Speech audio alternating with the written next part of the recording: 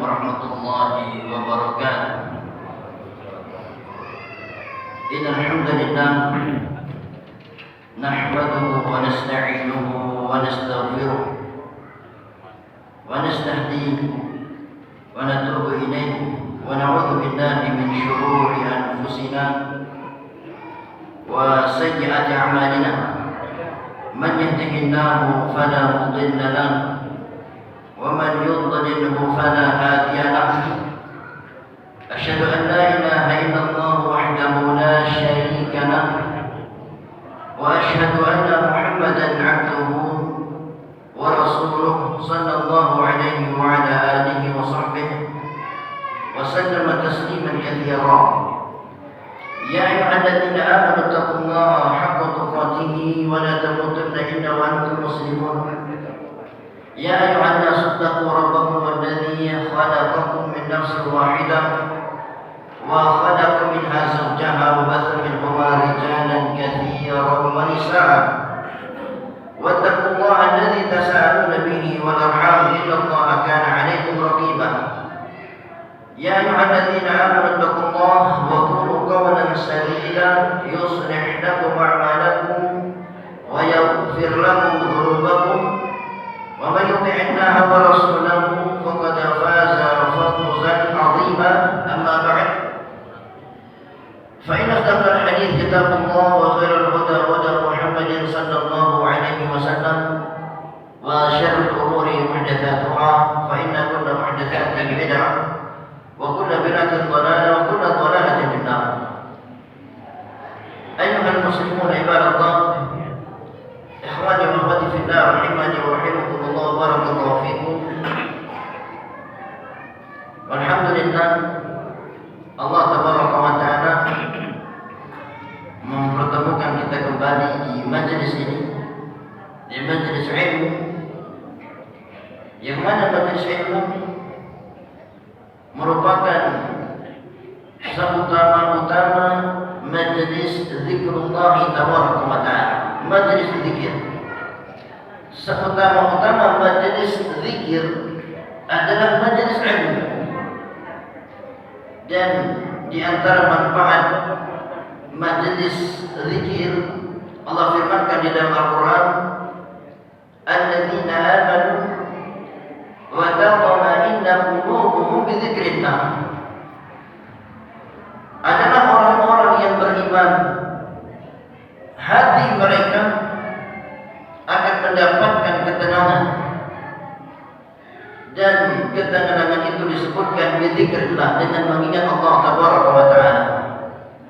Ada bizikrillah tatma'innul qulub, dan ketahuilah kata Allah, sesungguhnya hanya dengan mengingat Allah seseorang yang mengaku beriman akan mendapatkan ketenangan. Maka sekarang kita koreksi hati kita masing-masing. Sudahkah zikrullah? Sudahkah zikrullah tabaraka wa ta'ala membuat hati kita menjadi tenang? Dikarenakan sifat orang-orang yang beriman, mereka menjadikan zikrullah tabaraka wa ta'ala menjadi sebab ketenangan hidup mereka. Sebelum kita masuk dari judul pembahasan kita pada kesempatan malam ini, kami ucapkan dulu jazakumullah khairan ala hudurikum atas kehadiran antum semua, yang mudah-mudahan kehadiran kita di majelis ilmu ini menambah dari yang namanya pahala kita di sisi Allah, menambah berat timbangan amal soleh nanti pada yaumul qiyamah. Kita sebutkan, kita bacakan sebuah hadis sebelum memasuki pembahasan yang akan kita bahas mengenai agar selamat dari perbuatan ghibah. Yang hadis ini ketika pertama kali kita membacanya menimbulkan kesenangan, kebahagiaan yang luar biasa, yaitu hadis yang menjelaskan tentang orang-orang yang beriman ketika mereka melewati as-sirat, jembatan yang membentang di atas punggung api neraka. Yang jembatan ini akan dilalui oleh orang-orang yang beriman. Barang siapa yang selamat melalui jembatan ini, maka dia akan masuk ke dalam surga Allah Tabaraka wa Ta'ala. Maka orang-orang yang beriman ketika menyeberangi as-sirat, jembatan yang sangat licin dan sangat tajam, ada 3 bentuk orang yang beriman atau 3 macam orang yang beriman ketika menyeberangnya, ketika melintasinya. Yang pertama, melintasi as-sirat dengan selamat. Selamat tanpa tersentuh sedikit pun dari perkara-perkara yang membahayakan ketika menyeberangnya. Yang kedua, orang yang beriman yang melintasi as-sirat tersangkut oleh pengait-pengait yang melukai tubuhnya. Yang melukai tubuhnya hanya saja tidak sampai terjatuh ke dalam api neraka.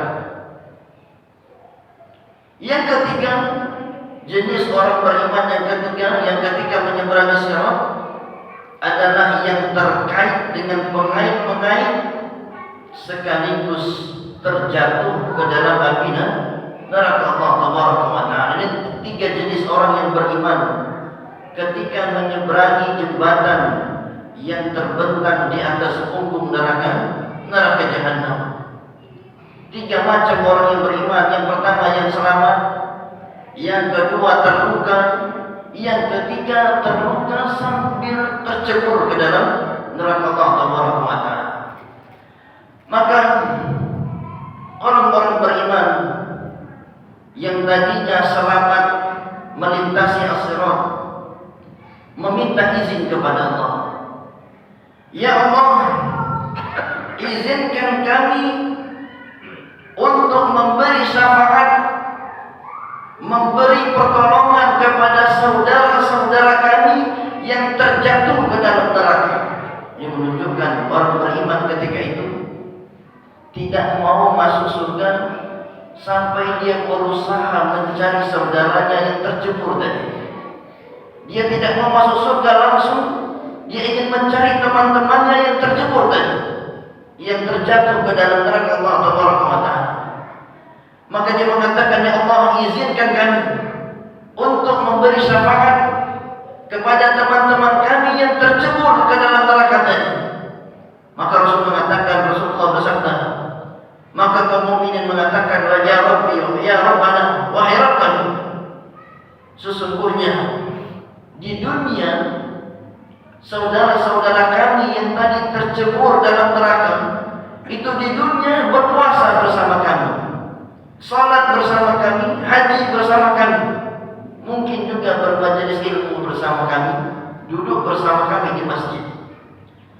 Lalu dikatakan kepada mereka, silahkan kalian cari saudara-saudara kalian yang tadi masuk ke dalam neraka, dan sesungguhnya Allah Tabaraka wa Ta'ala tidak membakar mereka seluruhnya. Maka keluarkanlah siapa saja yang kalian kenal. Sesungguhnya neraka diharamkan membakar fisik mereka secara seluruhnya. Jadi orang-orang yang beriman yang selamat melintasi sirat, Allah persilahkan mencari teman-temannya di neraka.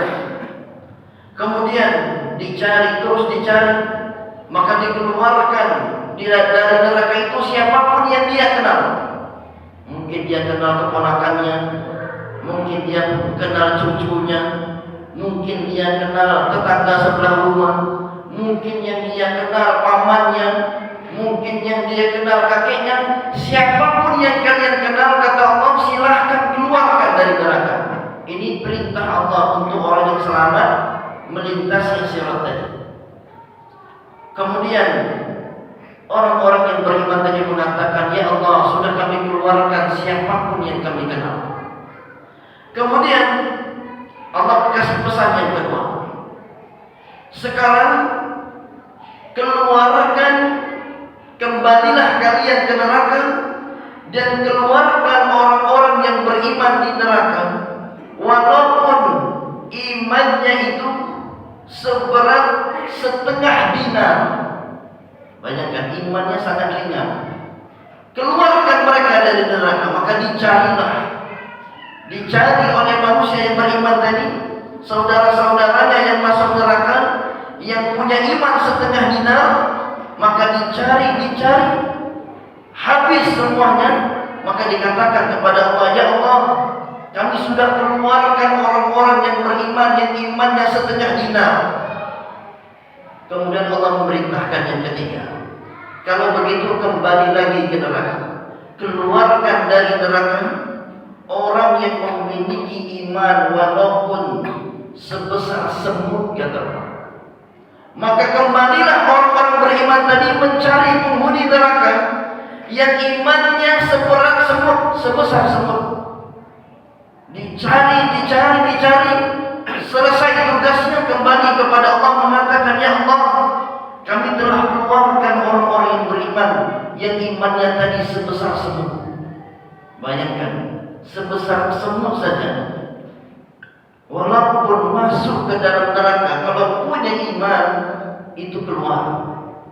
Maka setelah Allah Taala mengizinkan orang beriman memberi syafaat, mengizinkan para malaikat memberi syafaat, mengizinkan para nabi memberi syafaat, mengizinkan orang-orang beriman memberi syafaat, sudah selesai, maka giliran Allah Taala yang mengeluarkan siapapun yang dia kehendaki dari dalam neraka. Kemudian Allah Taala, kata Nabi, menggenggam satu genggaman orang-orang yang ada di dalam neraka, kemudian dikeluarkan dari neraka itu satu kaum yang kaum itu disebutkan oleh Nabi tidak pernah beramal sama sekali di dunia ini, dan Allah mengeluarkan mereka dalam kondisi hangus, terbakar, gosong.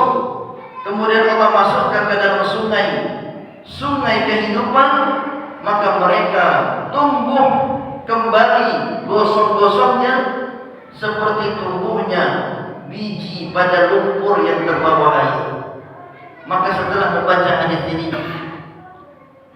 menimbulkan kebahagiaan yang luar biasa, sampai-sampai Nabi mengatakan tidak pernah beramal saja bisa keluar dari neraka selama dia beriman. Maka ketika Anda duduk di sini menyaksikan muka-muka antum sekalian, yang ada di pikiran Anda seakan-akan melihat penghuni surga yang sedang duduk bermajelis. Andai pun kalau antum semua tidak beramal berdasarkan hadis ini, keluar dari neraka, kembalinya kemana? Ke surga. Makanya kita hargai orang yang beriman, walaupun imannya mungkin lemah. Hargai orang-orang yang beriman, mungkin kita pandang dia mungkin kurang taat, hargai mereka, karena sesungguhnya mereka disebutkan dalam hadis ini akan kembali ke dalam surganya Allah Taala. Dan menghargai orang-orang yang beriman itu sama dengan menghargai, menghormati para penghuni surganya Allah Taala. Ikhwati fillah, rahimani wa rahimakumullah, barakallahu fikum.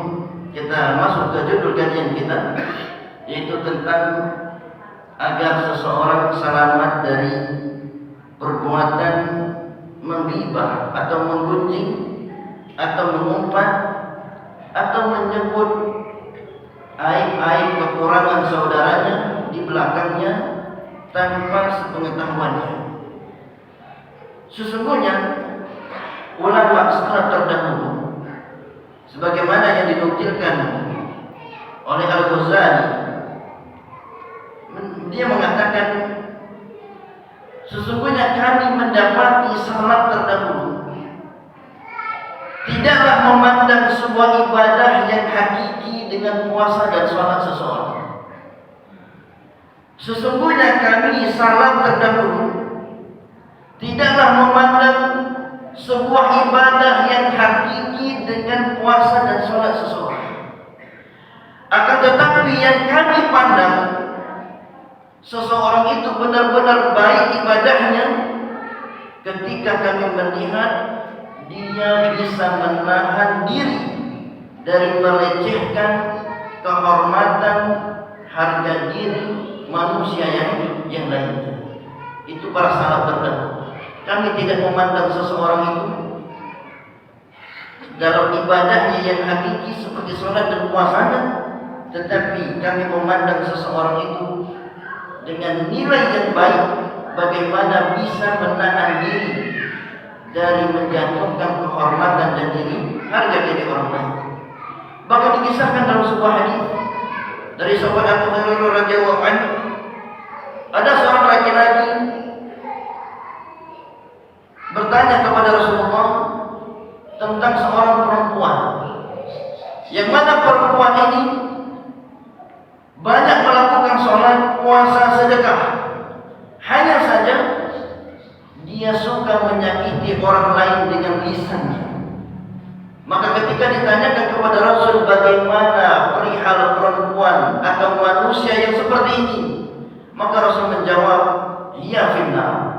Orang yang seperti ini tinggalnya, kata Nabi, di dalam neraka. Bayangkan, rajin puasa, rajin sholat, rajin sedekah.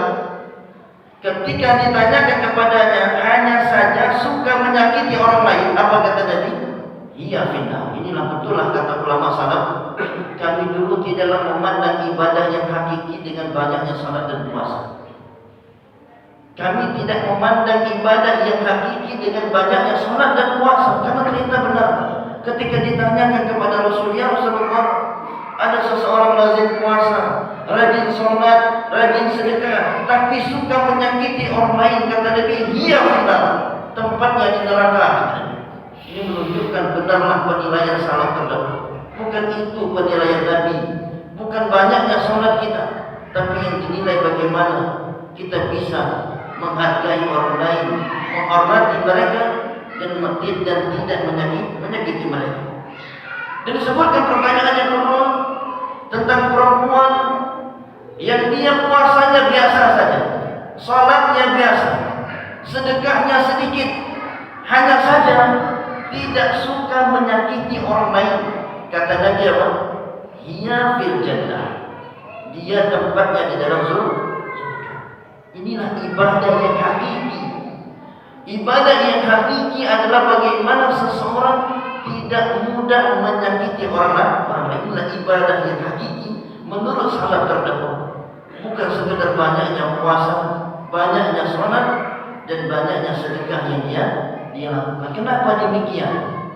Kenapa Rasul mengatakan banyak sholat, banyak puasa, banyak sedekah, tapi neraka tempatnya? Ternyata sebabnya karena menyakiti orang lain itu dosanya amat berat. Jadi ketika ditimbang di hari kiamat, ternyata amal solehnya tidak bisa mengalahkan beratnya dosa menyakiti orang lain. Ini sebabnya kenapa dia benar. Sebabnya jadi dimasukkan ke dalam neraka dikarenakan ternyata ketika ditimbang dosa menyakiti orang lain itu lebih berat daripada amal soleh, sholatnya, puasanya, dan sedekahnya. Kita sebutkan di sini beberapa cara atau kiat agar seseorang mudah meninggalkan perbuatan ghibah. Yang pertama adalah hendaklah dia berpikir sebelum dia menggunjing orang lain atau menggibah orang lain, bahwasanya bisa jadi orang yang dia gibahi tadi adalah salah satu dari penghuni surga.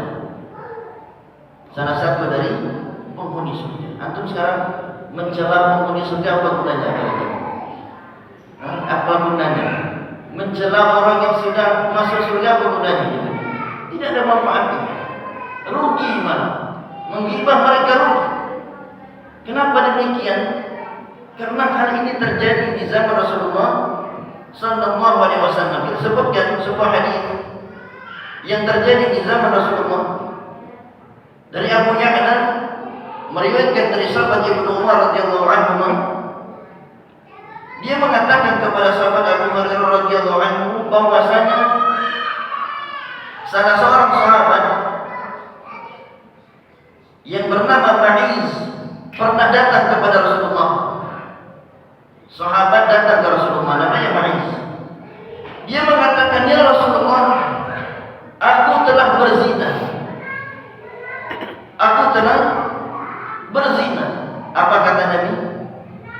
berpaling, tidak memperdulikannya.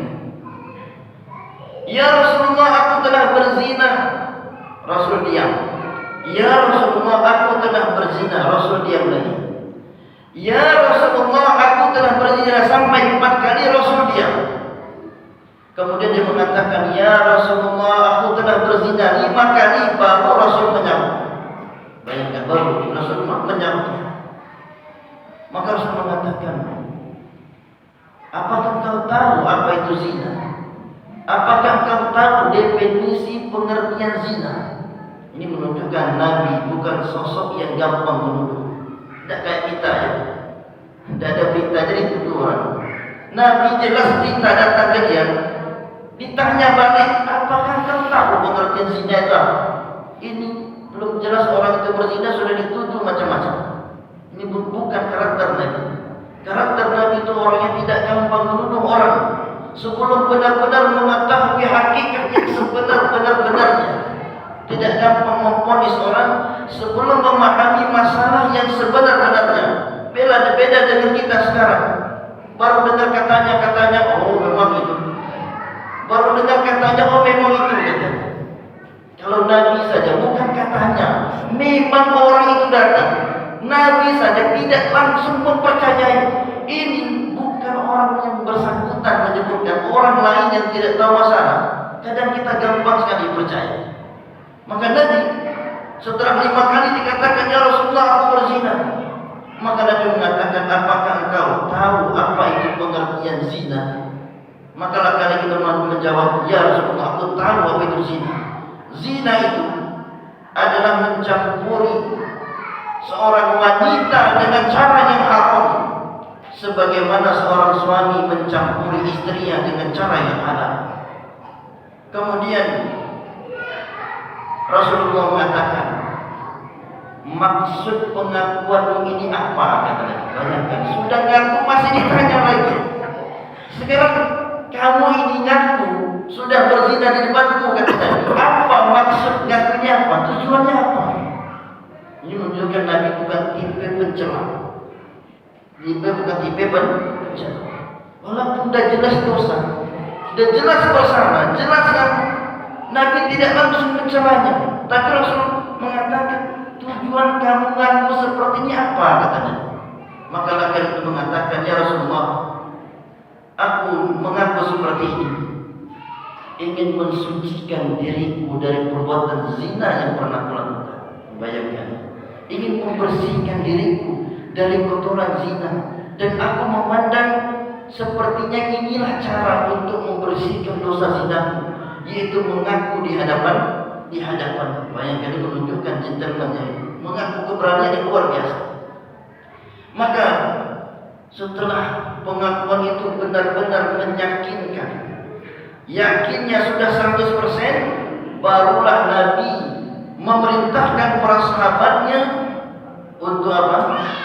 Untuk merajamnya sampai mati. Menunjukkan memang Nabi orang yang sangat teliti dan hati-hati menerima berita.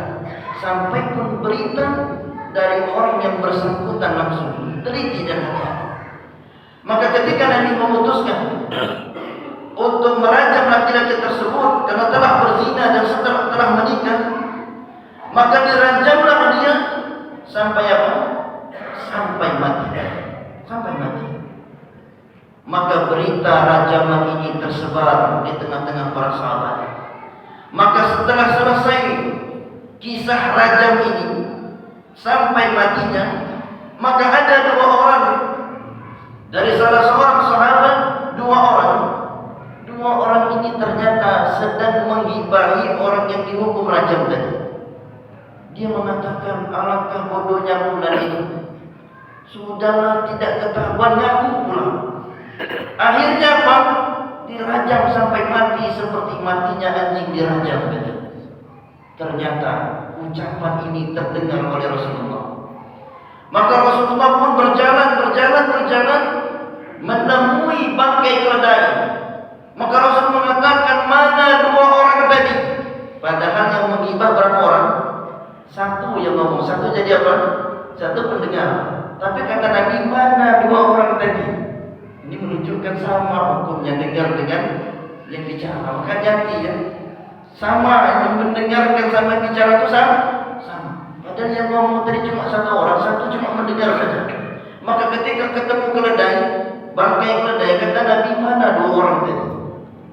Suruh dia makan bangkai keledai ini. Maka dua orang tadi pun dipanggil dan terkaget, ya Rasulullah, semoga Allah mengampunimu, katanya. Kenapa kamu disuruh makan bangkai keledai ini?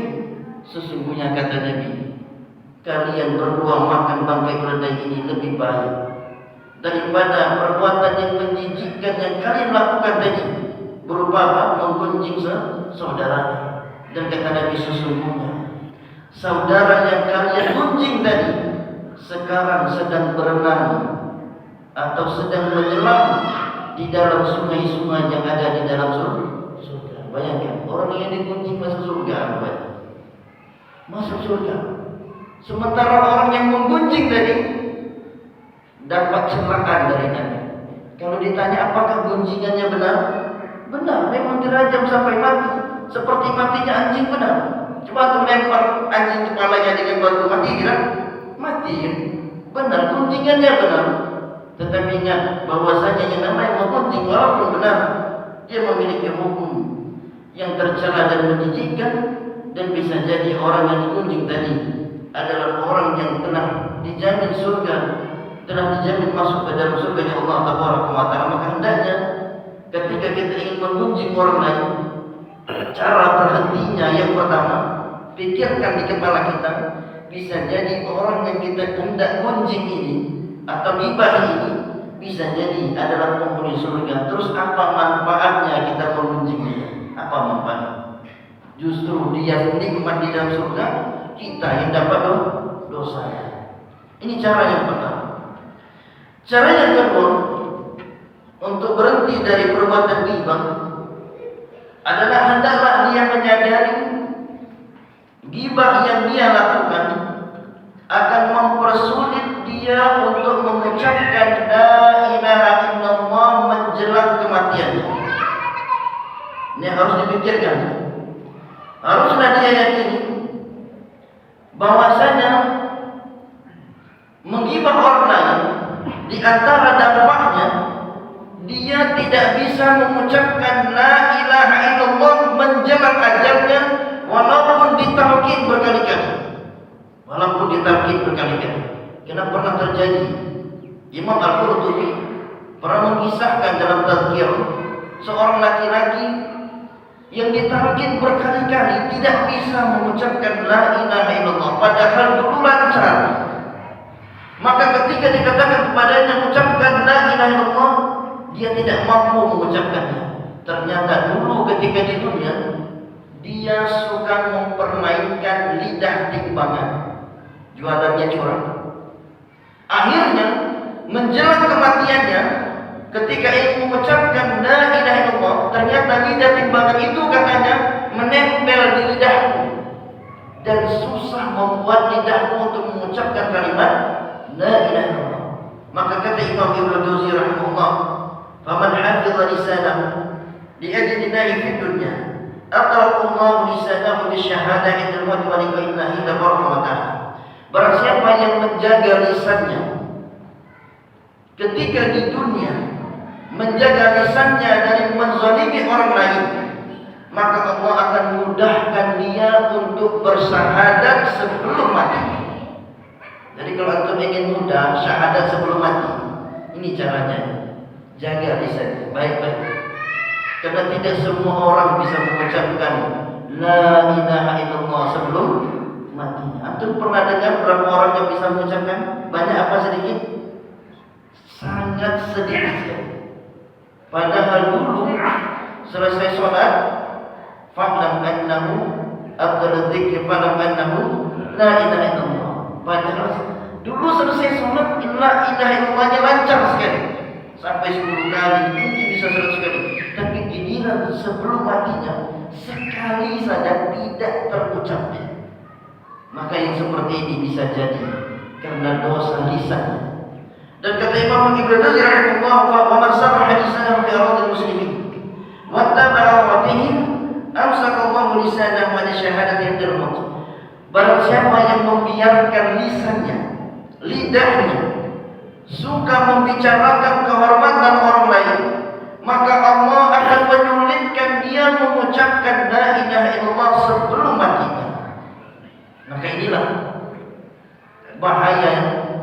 bahaya lisan ketika memuji orang lain, akan disusahkan mengucapkan kalimat la ilaha illallah sebelum matinya. Sebelum matinya keluarnya roh dari jasadnya, padahal kata Nabi apa?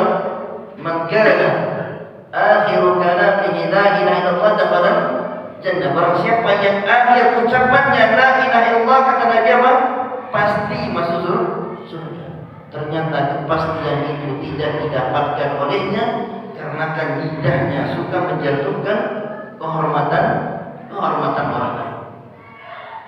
Kemudian yang ketiga, di antara kiat atau cara agar berhenti dari perbuatan ghibah ini, bahwasanya perbuatan ghibah ini harus kita yakini dalam hati kita perkara yang sangat-sangat menjijikkan.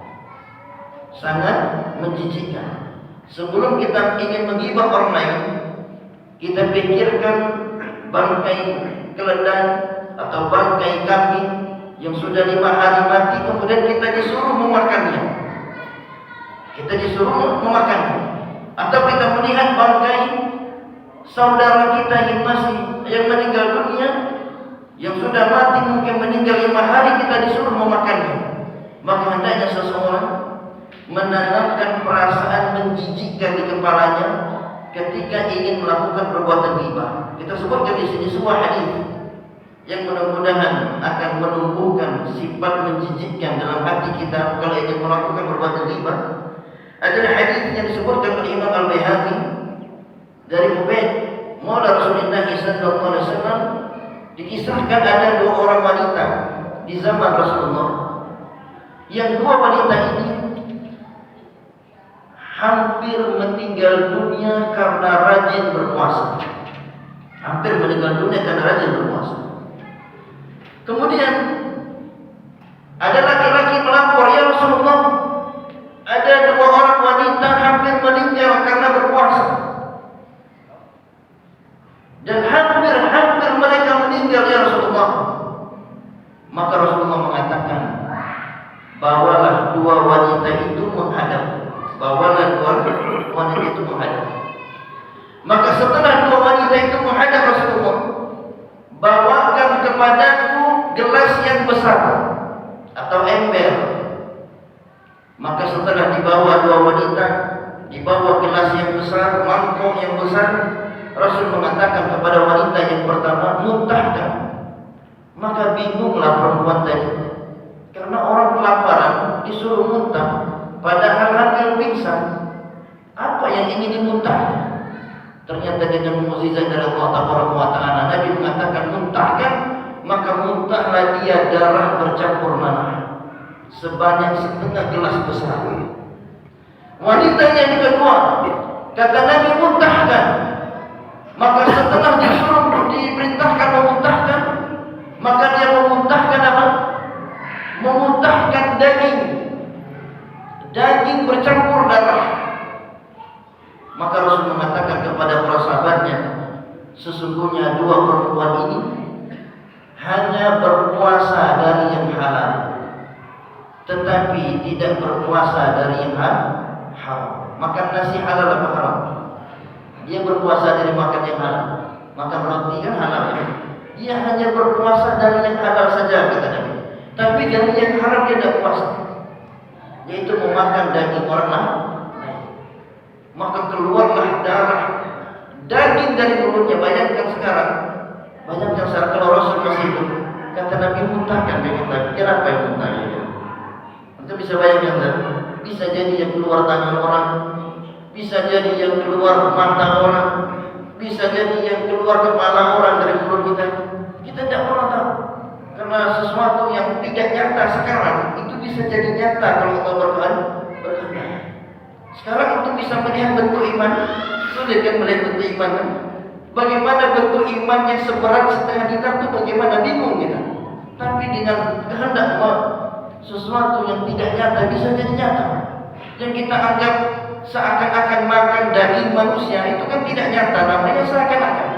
Tetapi Allah ketika menjadikan dia nyata sangat mudah. Bayangkan nanti kalau di hari kiamat Allah manggil kita semua, kemudian kata Allah, muntahkan semua yang kau gibahi. Berapa lama kira-kira kita muntahnya? Berapa lama kira-kira? Butuh sehari muntahnya, butuh 12 jam, butuh berjam-jam, butuh berhari-hari. Bisa jadi kita bertahun-tahun muntah di sana. Karena saking banyaknya isi perut kita itu daging manusia dan darah manusia. Maka hendaknya seseorang menanamkan dalam hatinya tentang ghibah ini menjijikkan walaupun benar. Justru ghibah itu karena benarnya. Kalau nama yang tidak benar, dusta, namanya bukan ghibah. Maka hendaknya seseorang menanamkan dalam hatinya bahwasanya ghibah ini adalah perkara yang sangat menjijikkan. Kemudian yang berikutnya, yang keempat, di antara kiat seseorang agar selamat dari perbuatan ghibah, hendaklah dia menyadari bahwasanya ghibah ini adalah salah satu dari perangkap iblis la'anahullah, perangkap iblis la'anahullah. Yang mana iblis ketika memerintahkan anak buahnya untuk menggoda manusia, tempat yang pertama kali iblis perintahkan di mana?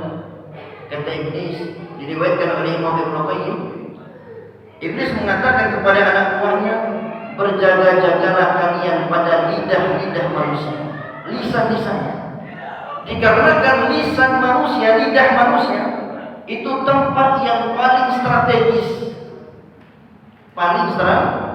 Makanya disebutkan dalam hadis yang paling banyak memasukkan manusia ke dalam neraka apa? Lisan. Memang paling strategis tempatnya. Memang tempat-tempat paling strategis itu sangat dimengerti oleh iblis. Makanya manusia itu giliran suruh berzikir susah. Kenapa? Banyak godaan. Kapan disuruh kuncing orang 1 jam tahan. Padahal kalau suruh subhanallah, mungkin kalau 1 jam bisa berapa kali? Atau kalikan saja, kalau semenitnya itu 50 kali 1 jam, bisa 3.000-an kan? Tidak tahan dia, tidak tahan. Maka hendaknya di sini pahamilah bahwasanya iblis mencari tempat yang paling strategis, dan paling strategis untuk menghancurkan manusia adalah di lisannya. Makanya Rasulullah mengatakan yang paling banyak memasukkan manusia ke dalam neraka adalah di lisan. Maka hendaknya hati-hati ketika berucap, ketika mengucapkan sesuatu, dan jangan sampai menghibah orang lain. Kita sebutkan singkat di sini, di antara kehati-hatian para ulama dalam menggunjing disebutkan kisah Ibnu Sirin. Kata Ibnu Sirin, ketika ada yang bertanya kepadanya, dia mengatakan, berobat di dokter sana saja, di sana lebih bagus daripada dokter yang di sana. Apa kata Ibnu Sirin? Astagfirullah. Dia bertobat kepada Allah. Kenapa?